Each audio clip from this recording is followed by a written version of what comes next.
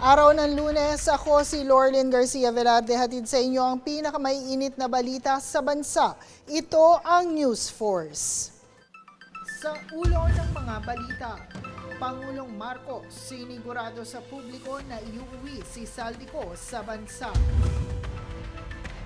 DTI tiniyak na walang taas presyo sa mga pangunahing bilihin hanggang Mayo 10.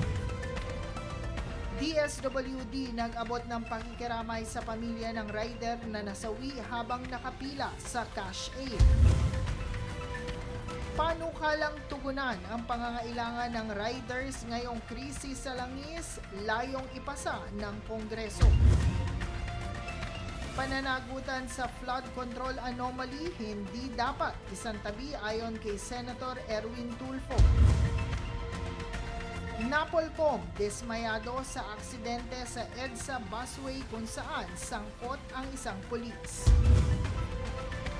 Filipino street food wagi sa 2026 YMCA Embassy Chef Showcase sa Ottawa, Canada. Patas at pantay na balita, komprehensibong ulat para sa pulso ng masa. Ito ang News Force.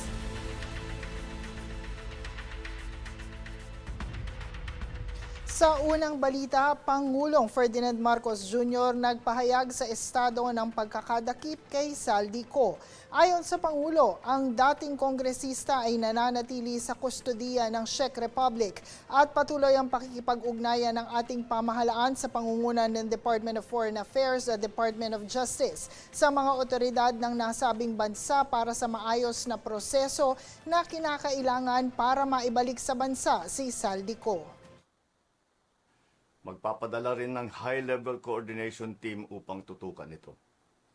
Ang ganitong mga proseso ay may sinusunod na mga legal na hakbang sa pagitan ng mga bansa, kaya't nangangailangan na sapat na panahon upang maisagawa ng tama. We will bring Saldico home, and we will do so in accordance with the law.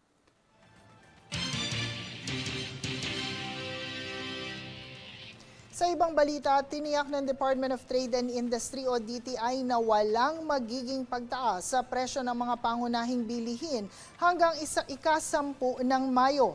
Kabilang sa listahan ng basic necessities and price commodities na nasa ilalim ng suggested retail price, ang delatang sardinas at karne, instant noodles, kape, gatas, bottled water, condiments, tinapay, sabon at kandila. Pagtitiyak naman ng DTI, patuloy ang kanilang pagmomonitor sa merkado at tinitiyak din itong walang magiging kakulangan sa supply sa mga darating na linggo.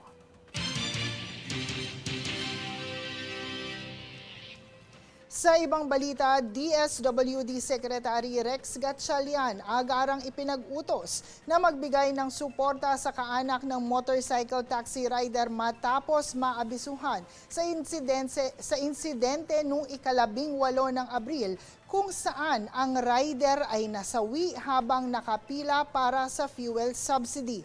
Nakikipag-ugnayan ang ahensya sa pamilya, ospital at employer ng biktima upang matugunan ang agarang pangangailangan. Personal ding bumisita ang kalihim sa pamilya upang tiyakin ang maayos na pagbibigay ng tulong. Kabilang sa inisyal na assistance ang tulong medikal, pagpapalibing at iba pang gastusin. Magbibigay din ng transport assistance ang ahensya para sa mga kaanak ng nasawi. Tiniyak ng DSWD ang suporta sa pag-aaral ng anak ng rider.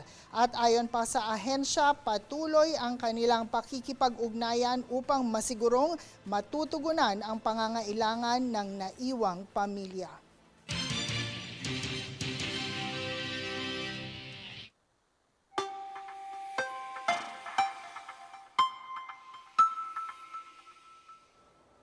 Para sa ating ulat panahon, patuloy pa ring mararanasan ang mainit at maalinsangang panahon sa buong bansa.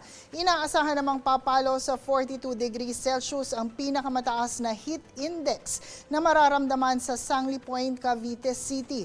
Habang may tsansa rin ang panandaliang pagbuhos ng ulan dulot ng localized thunderstorm sa buong bansa, maliban sa extreme northern Luzon na apektado ng ridge ng high pressure area.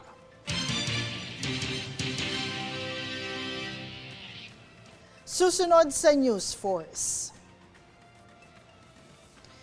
Pananagutan sa flood control anomaly hindi dapat maisantabi ayon kay Senator Erwin Tulfo.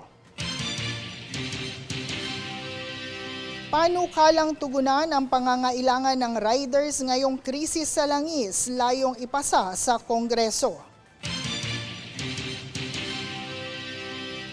Filipino street food wagi sa 2026 YMCA Embassy Chef Showcase sa Ottawa, Canada. Manatiling nakatutok para sa higit pang mga balita sa pagbabalik ng News Force.